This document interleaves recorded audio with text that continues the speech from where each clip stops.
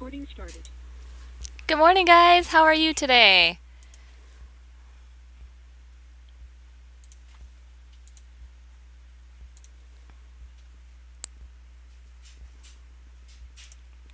Me too. I am so ready for a break. Just one more, well, 2 more days if you count today, I guess.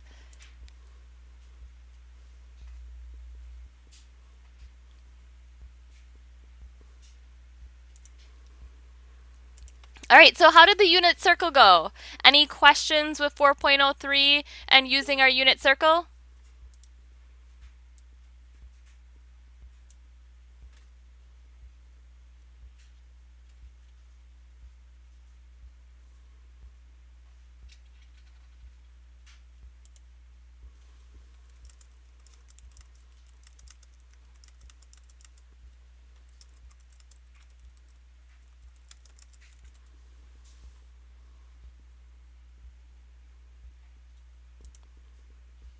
It went good.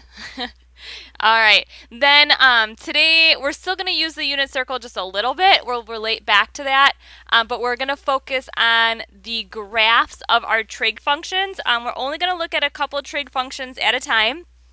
We're going to start with our sine and cosine functions. Those are the two functions that we use the most often. Um,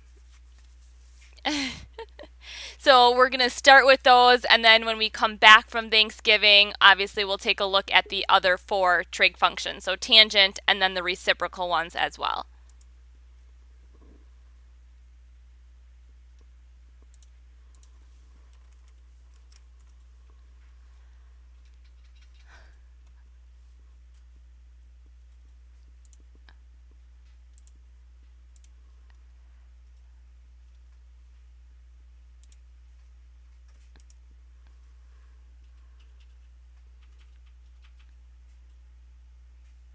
You guys are funny.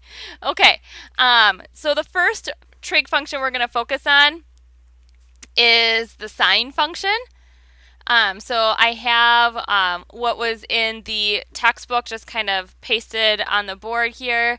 It's got all of the characteristics of the sine function. So I'm going to just step back a moment, let you read those characteristics. And when you're reading that, I want you to think about how that relates to the unit circle.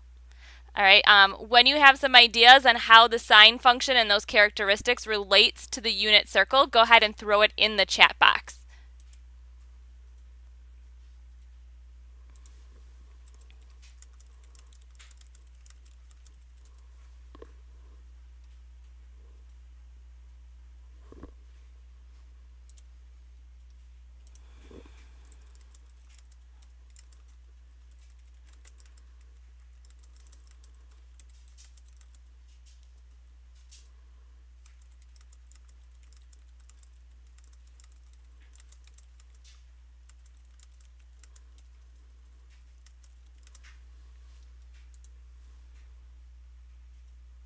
There we go. There's one. The range is the same as the unit circle, -1 to 1. Yep. So remember, on the unit circle, it was a radius of 1. Yep. So that's what Isaias is also pointing out there as well, the minimum and the maximum values from +1 to -1. Anything else that you notice? So the range is for sure. Oopsie. Marking it the wrong spot. No end behavior. Yep. There's no end behavior because it keeps oscillating, which is then going to relate to that unit circle too. Well, a circle doesn't have an end behavior. And more specifically, when we think of a circle, especially the unit circle, you can keep going around and around and around and around. We learned about those coterminal angles, right? It's an angle that hits the same spot once you make a full revolution. Same thing is happening with this continuous description. So it goes on forever, right? So that sine wave just keeps going on forever and ever and ever. That is continuous, like the unit circle. The unit circle doesn't look continuous, but it is, because when you get back to the starting point, you can keep wrapping around. And there technically is no ending point with that. Um, And I think we've hit the minimum, maximum. That's most of the stuff that we need to relate back to that unit circle. Good. I do also, well, I guess I should also point out the description below here. So not only just the characteristics in the box, but then they add this piece about it being periodic. Periodic means that it repeats itself after a certain amount of time. So a period of time has passed and then the process starts over. Now that relates exactly to the unit circle because of what I'm talking about with those coterminal angles, right? You have your starting point, you circle around, you get back to the beginning, and then you keep going around again in that same pattern. That is your periodic motion around the unit circle. And the unit circle is how large when we're talking about radians. So it's 360 degrees, but how many radians was that? You guys remember? One full trip around the unit circle was 2 pi. Yep.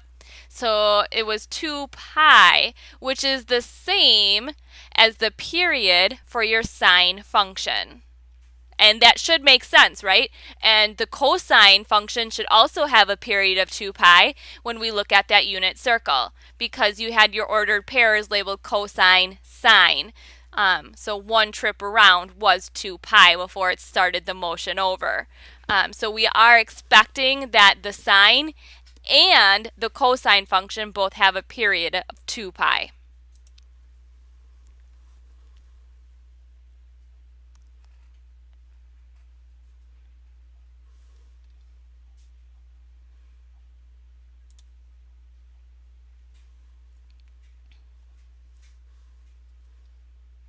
All right, and then take a look at that cosine function.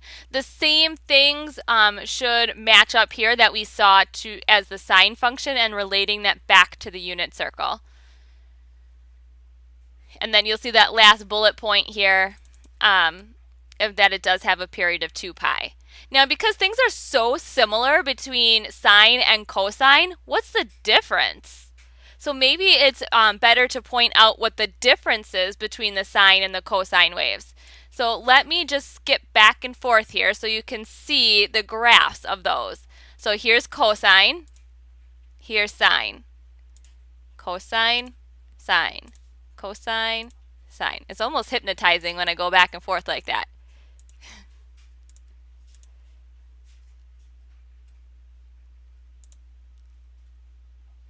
What they're symmetric about too. Yeah, and the other thing I almost relate better with is kind of the high points, right? So the high point of the cosine is more starting at 0, 1 here, or I should say the y-intercept is where I'm looking at. The y-intercept of the cosine function is at 0, 1, but the y-intercept of the sine function is at 0, 0. So because those y-intercepts differ, that does throw a few things off. However, you can simply just translate one of those functions to turn into the other, right? So if the only difference really between them is that y-intercept piece, can we translate that function a little bit to get the other one? And we'll go ahead and take a look at that coming up in a few examples. So we won't do that now. That's one of our examples that we'll do in a little bit.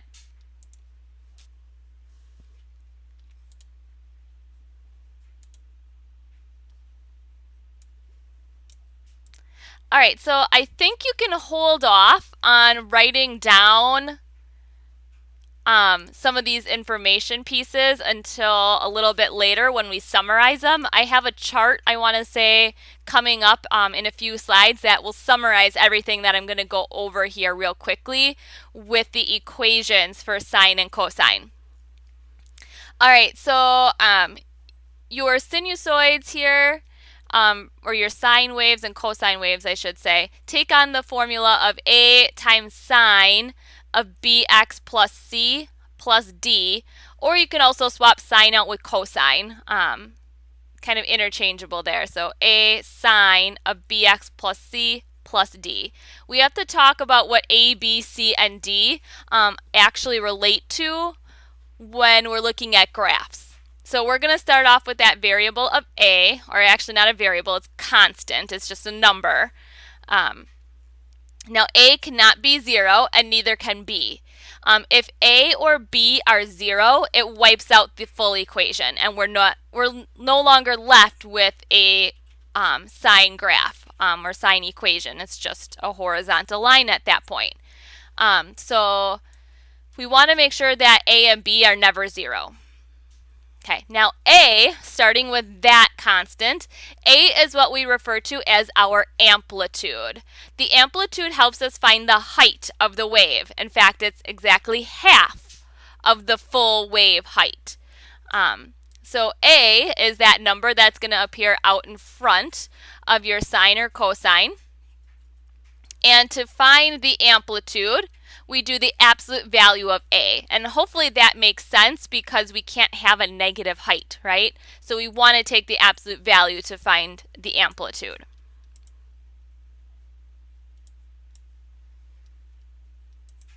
So when I think of my wave, like my sine wave or cosine wave, something like that, and then it splits it in half, the amplitude would be from the line to the top of the wave or the line to the bottom of the wave. That's what that amplitude is actually measuring right in there.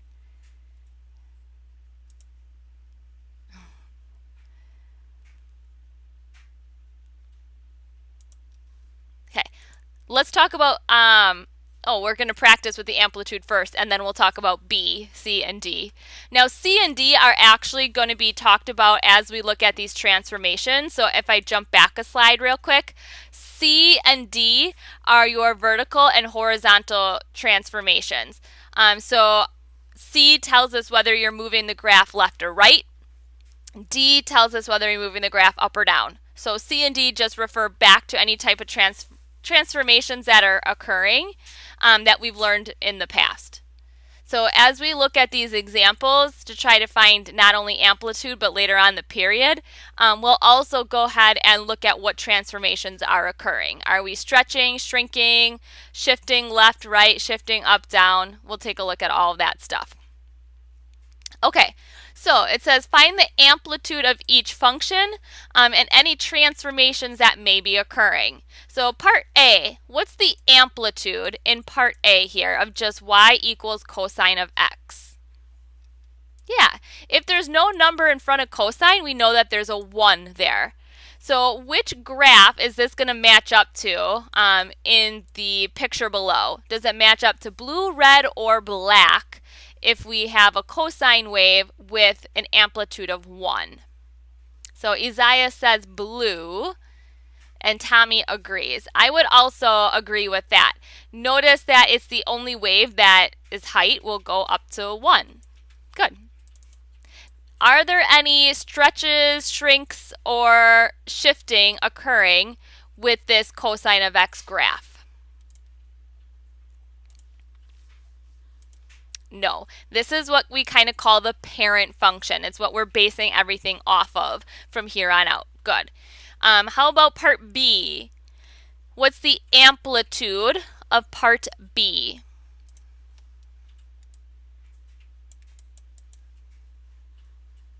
Yeah, the number out front, or the absolute value of the number out front, which in this case is 1/2. All right, which graph do you think that matches up to in the picture below? The red. Good. And what type of transformation is occurring? There is a transformation this time around. Anybody know what transformation fits that graph?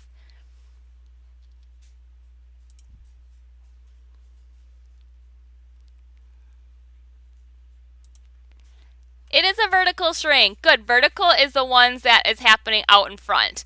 Horizontal happens right next to the x value. So this is a vertical shrink by a factor of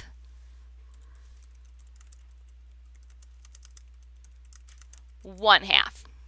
Good. All right, and then lastly here, let's start with the amplitude.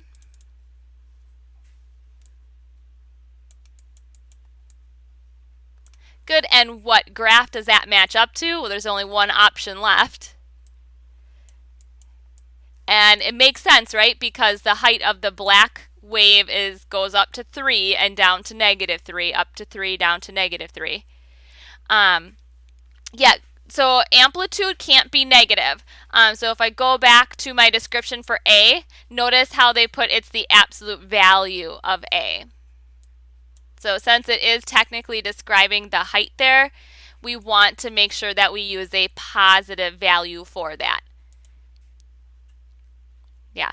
So technically there are two transformations that are happening here. So the amplitude is a +3, but there's two transformations occurring. What are the two transformations? Or if you can only see one of them, what's one of the transformations you see? The reflection. Good. So the reflection is kind of, I think, where we get thrown off with the amplitude a little bit. That negative sign technically is warranting the reflection across the x-axis. You'll notice that the waves are actually flipped there as well. So we have that reflection occurring. And then vertical stretch by a factor of 3. Good. So technically two transformations happening there. Your reflection and your stretch. Awesome. Good. Any questions with that example?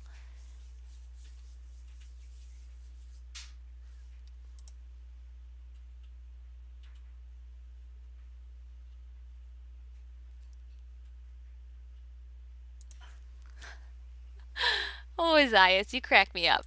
Okay, let's talk about then, and transformations never really go away. I mean, they're in every unit we see, at least so far. So we can only imagine that that's going to continue as we move forward.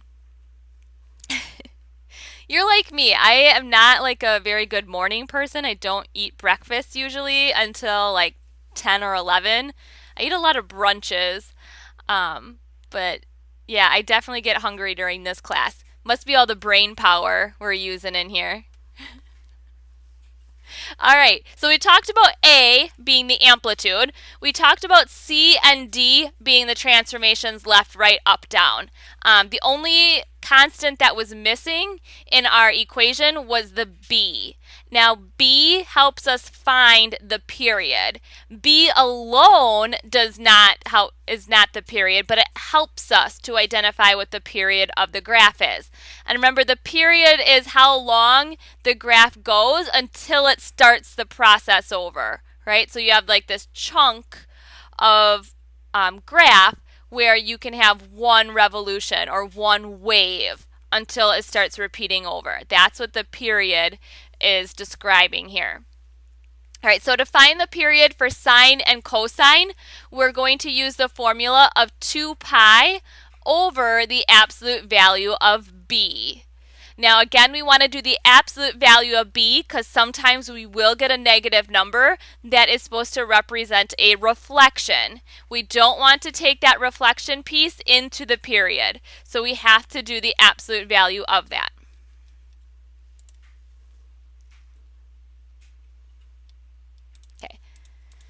And that's the really nice thing about sine and cosine is they have all the same formulas to help us find amplitude and help us find period. We're not as lucky when we get to those other trig functions down the road. So when we come back from Thanksgiving, we're not going to be quite as lucky when we look at the tangent function and those reciprocal functions. All right, let's go ahead and kind of do the same process with the set of sine graphs that we have below here.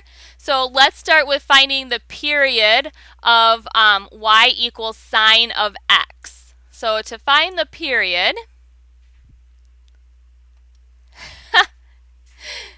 I had a black cat growing up, so I'm sure this is payback for the many a times I accidentally stepped on her or she crossed my path, so...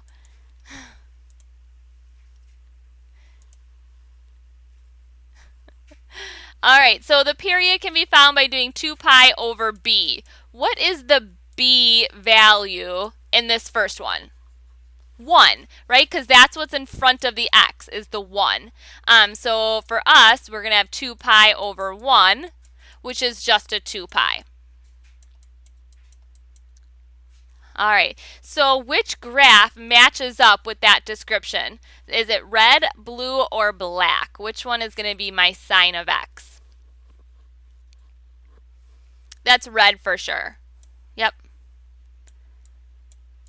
If I were to look at the red graph here and highlight some of those key points, notice here it starts. I would have to go that far until we get back to that starting point again. So this is what that period of 2 pi is representing. 2 pi, remember, is about 6.28, right? Because pi is 3.14. So 2 pi is about 6.18 if we're looking at it that way. All right, are there any transformations occurring with that sine of x function?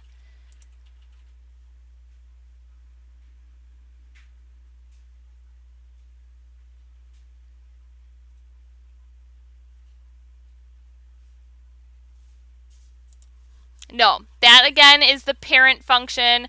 You have all the basic things there. It's kind of what we compare everything to when we find our other transformations. So let's look at part B. The first thing we have to do is find the period for part B. So I'm going to set up that formula of 2 pi over b. What is the b value this time around? Careful. What is the b value?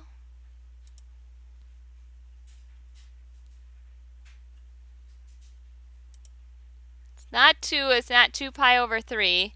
It's not 2 pi over 3 after we reduce it either. The b value is strictly what's in front of the x, so 1/3. There you go. So 1/3. So 2 pi divided by 1/3. That is the same thing as saying 2 pi times 3 over 1. Does everybody see what we did there? So we took that division problem, changed it to multiplication by taking the reciprocal of that denominator. So that's going to simplify to a 6 pi. Does everybody agree that the period for part B is going to be our 6 pi?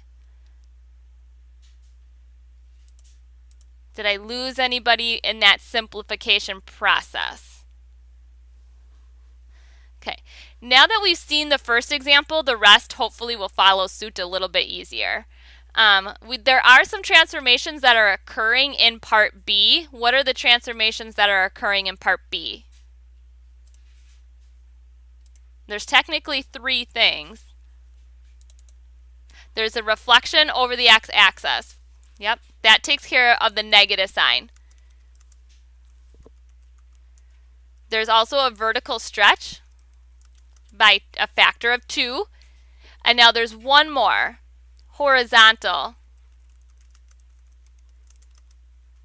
Good, and we actually got the factor correct for that horizontal stretch as well. So when you're thinking horizontal, remember we think opposites. So I have 1/3 inside there. That's going to be a stretch by a factor of 3. We always take the reciprocal of what was in there. So we had a 1/3 in there. The reciprocal of that is 3, which means we're taking a stretch by 3. All right, what color graph is that going to match up to? That's the blue. Obviously, it's the blue, right? Because if we're stretching it horizontally, we're pulling it this way. So that's going to get elongated there, and that matches that blue graph. Okay, running out of space. Okay, and then the last one, let's start with the period for the last one.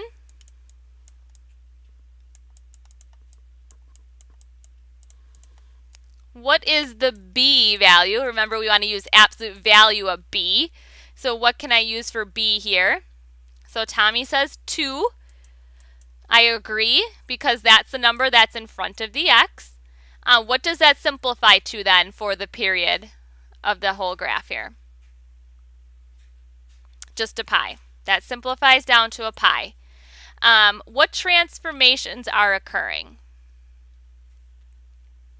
So there's 3 transformations again.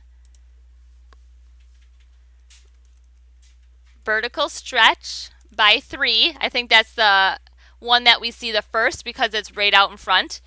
Yeah, everything else is happening to the x inside. So if it's happening to the x inside, that's a reflection over the y-axis now, right? That takes care of the negative sign. Horizontal shrink by 1/2. Beautiful. Again, think reciprocal when you're inside those parentheses next to the x. So 2, reciprocal of 2 is 1/2.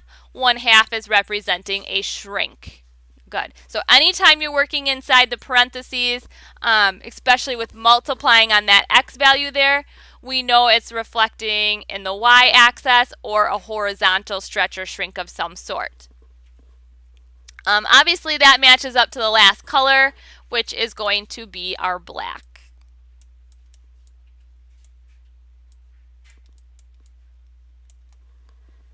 Good, and we can see that it is compressed, right? The period is definitely shorter than the red one. So we have more waves present in the picture. We should have double the amount of waves present in the picture than we do in part A. Good. Any questions with that at all?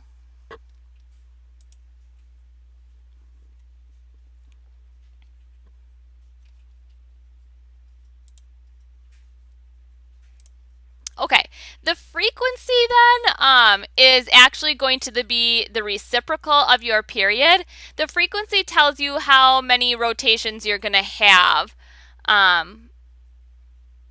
or the number of complete cycles the wave completes in a unit interval. So a unit interval, remember, would be 1 revolution. How many times, or I shouldn't actually say revolutions because that's technically not the word I'm looking for there, but in one aspect there.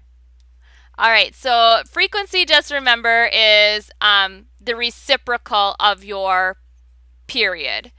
That's how many revolutions you're making, or how many cycles you're making in one interval. So let's go ahead and find the frequency of this function. So the frequency is going to be the absolute value of b over 2 pi, so it's just the reciprocal of the period. What value for b are we using in this example?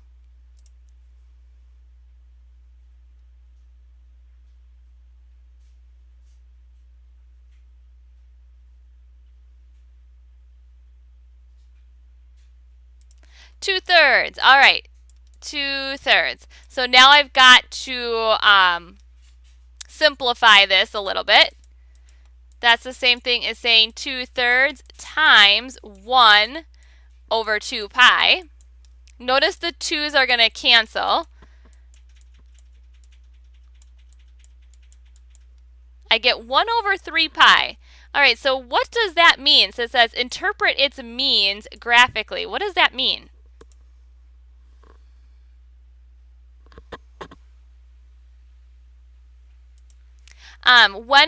So jumping back just a little bit before we talk about the interpretation, the simplifying process here, we have 2/3 divided by 2 pi. 2 pi can be made into a fraction by putting it over the number 1. Remember, we cannot divide our fractions. So what we have to do is change that to a multiplication problem by taking the reciprocal. Yeah, no problem. Sometimes it helps just to see that process drawn out fully there. I know that we haven't really looked at that since maybe middle school math. We really focused on that last, but it's always good to kind of see it played out in full with that simplification process. Good. All right, so now let's jump back to the meaning of the frequency here. You have 1 over 3 pi. Any idea what that actually means?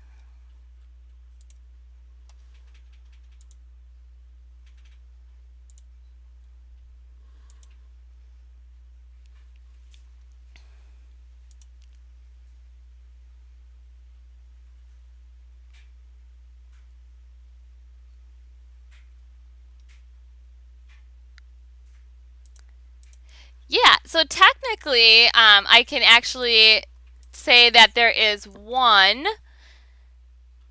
full cycle per interval length of 3 pi. Oopsie.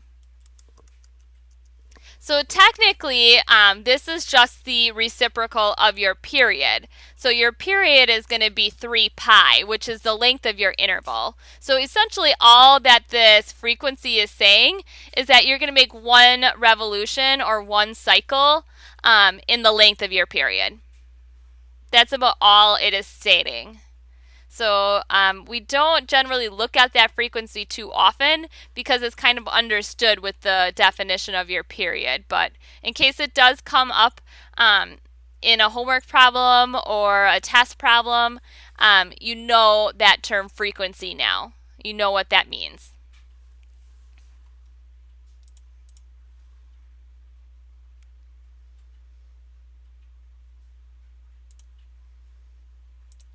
Okay, let me just check quickly. There it is. So there's the synopsis that we'll get to eventually. All right, let's talk about how we can change the sine function to match cosine and vice versa. So if I want to actually take the cosine function and write it as a phase shift of the sine function, what would we have to do? All right, well, let's take a look. We're starting with the sine function, right? Sine of x. And grab your calculator because it's going to be easier, I think, if we just look at our calculators versus me going back and forth in the slides. In your calculator, I want you to type in sine of x and cosine of x.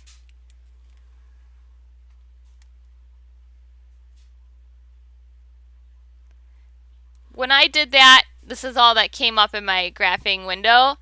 What do you think's wrong? Because it's just showing straight lines instead of my waves. What do you think is wrong with this? What do we have to do?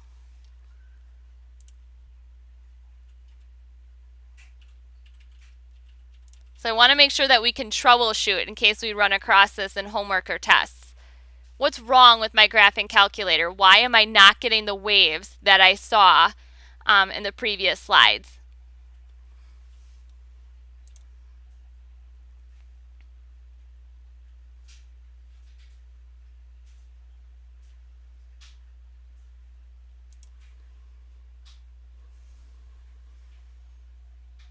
The problem with my calculator right now is that it's not in the correct mode. So I need to go check my mode out. So if you're seeing straight lines versus waves, it's because you're in the wrong mode. You're looking at degrees. We need to be working with radians. So I'm going to jump down and switch back over to radians. And when I go to graph, it should show me the waves this time around. So if you get straight lines instead of the actual trig functions, it's because you're in the wrong mode. So I always want you to go back and double check that. All right, there I can see those waves again. Those beautiful waves. All right, so the sine wave. The sine wave was my first one. Remember, that goes through the origin. How can I shift that so it matches up to my cosine wave? Any idea how we can shift that graph so that it lays on top of the cosine wave?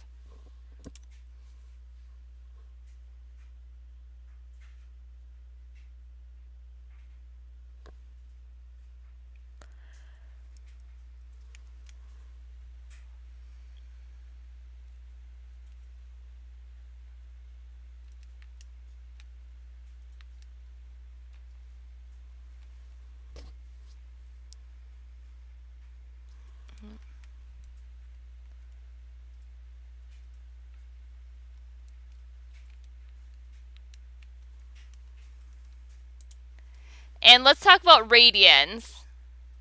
So there, I'm just going to change my window a little bit.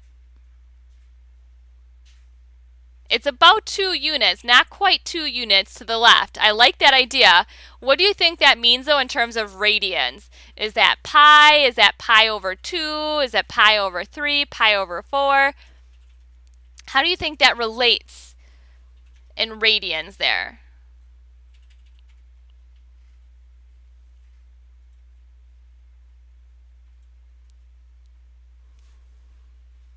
think about your unit circle.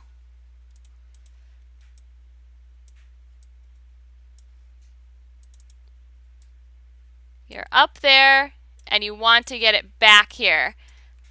Is that pi or pi over 2?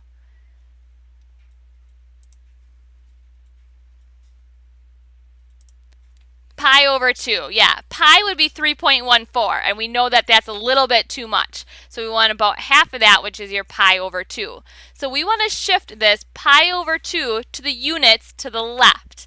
All right, units left means I'm working inside my parentheses, affecting the x, right? If I'm going to shift it to the left, should it be plus or minus? Plus. All right, let's go back in and change that first function. So instead of having sine of x, let's have it read sine of x plus pi over 2, end parentheses. When we go to graph that, they should fall on top of each other now.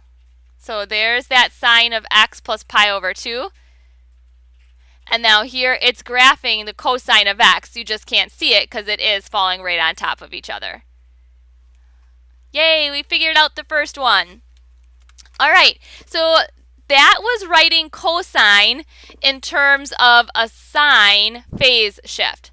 Let's do it the other way around now. So now let's go ahead and write the sine function as the phase shift of cosine. Well, it's going to be very similar. What's the only difference that's going to appear in this function? If we had to shift the sine function pi over 2 units to the right, that means we're going to have to shift the cosine function pi over 2 units to the left. So this is going to change to a minus sign in there. So I'm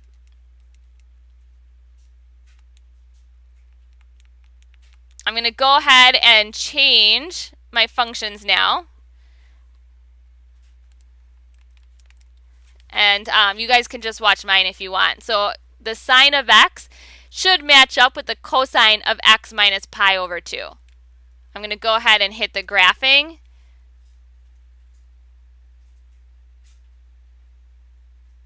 There's the first one. The second one is now being drawn. And it stops. So notice that the little blinky light up here stopped. That means it's done graphing. All right, and they fell on top of each other, right? Which is what we wanted to happen. So we now wrote the sine and cosine as functions of each other using phase shifts.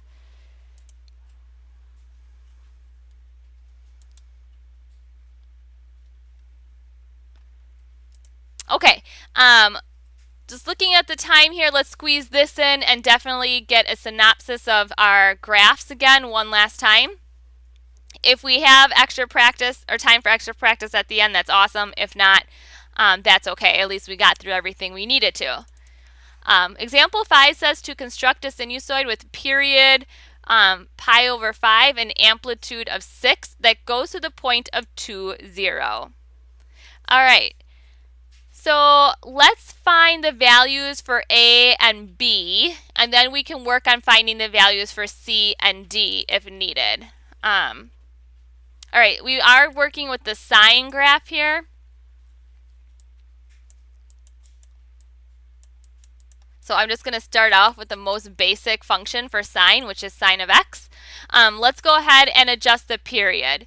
So period we know is pi over 5, but that relates to 2 pi over b. So now you've got to cross multiply to help you find the value for b.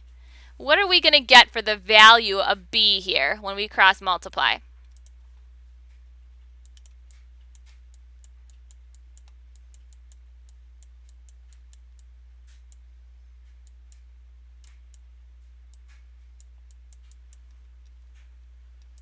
Yeah, 10. Good. So now I'm going to adjust that in my equation. B goes next to the x, right? Or in front of the x. So now I have parentheses involved because that b has got to go in front of the x. So we're going to put 10 in there. A, let's fix the A because right now I have A being 1 and that's not the case. What is A going to equal in our equation?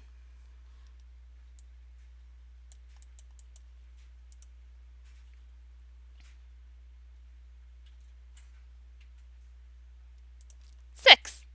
Yeah, we're going to assume it's positive 6 right now. We're going to graph it in a moment to see if maybe a reflection is needed because at this point, we don't necessarily know if what we have is going to go through the point 2, 0. So now that we've gotten at least the A and the B in there, let's go in and graph what we have. So 6 sine of 10x. Wow, that's a crazy graph. We expect that to happen though because with the period of 10 pi, it's going to get kind of cramped in there. I'm going to fix my window though. Instead of having a max of 3 or 6, I'm going to do just an x max of 3. So changing with my viewing window just a little bit here. Hopefully it's not quite as crazy. Here's that point 2, 0, so keep an eye on the point 2, 0. Did our graph go through the point 2, 0?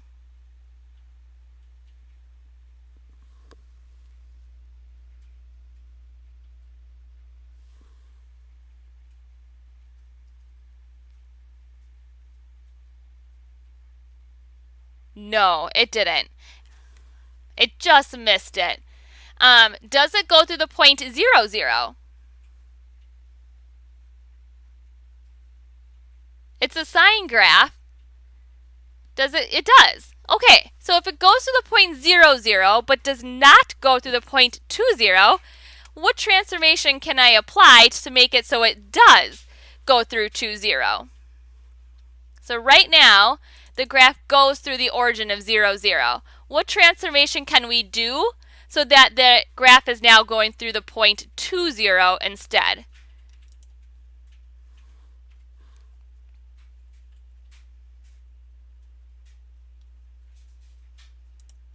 Not minus, well technically, you wanted to shift it right to, yeah. So when Isaiah said minus 2, I think that he was thinking that's what's going to happen inside parentheses, right? Hopefully. We want to shift it to the right to, yeah. Now this is a little bit crazy because it's only applying to the x. It doesn't really affect the 10 at this point. Right, the 10 is more of a stretch or a shrink, technically your horizontal shrink, than it is shifting it left or right. So we want to make sure we put an extra set of parentheses in there so we have that shift of right to units. I can simplify that if I wanted to. I can distribute the 10. So technically you'd have a 10x minus 20. If we graph that, 10x minus 20, let's see, does our graph now go through the point 2, 0? Whoop, there it went. It sure did. So now it does cross that point of 2, 0.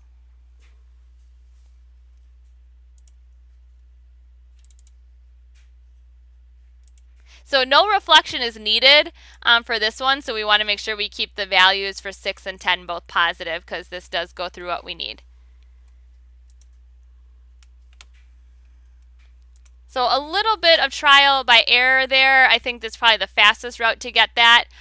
You could possibly try and use your equation for x and y and solve for b as well. So if you have like that 10x and you have like a plus b in here instead of a plus 2, you could try replacing x and y with the 2, 0 and then working backwards to find the b. I think looking at it graphically though is a little bit faster and easier to do because of that sine function that's in there and having to get rid of that. So at this point in time, I would recommend looking at the graphs to see if it fits the descriptions, and if it doesn't, can you apply a transformation so it does. So use the information to find A and B, and then graph to see if any transformations left, right, up, or down are needed for that point that they give you. Okay, so we'll stop with the summary here. This is definitely what you need to get down in your notes for sine and cosine graphs. So we want to know what the amplitude is, how to find that, how to find the period, and the frequency. So the frequency, again, remember, is just your reciprocal of your period. Notice that they do give you, instead of B and C, or I mean C and D, sorry, they state it as H and K. Same idea there. H and K or C and D, no matter what constants you use for that, are just talking about your phase shifts. So up, down, left, or right.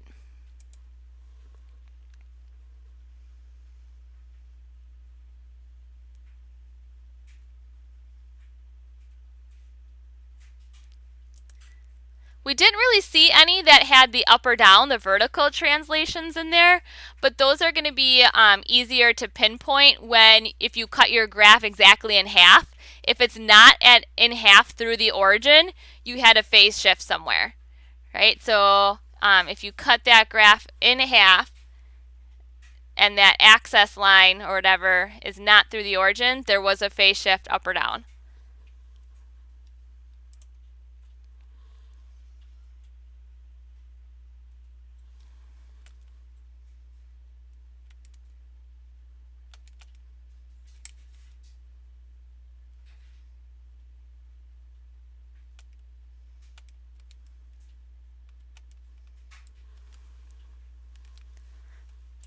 So here, I'll just go ahead and show you real quick.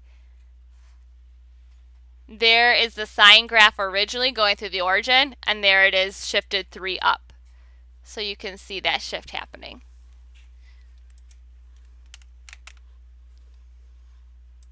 Okay, we did practice everything from here on out, so finding amplitude, finding period, and again, here is period and amplitude for that.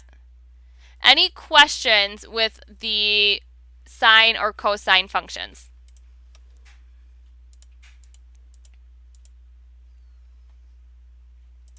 Okay, if not, that's all I got for you today.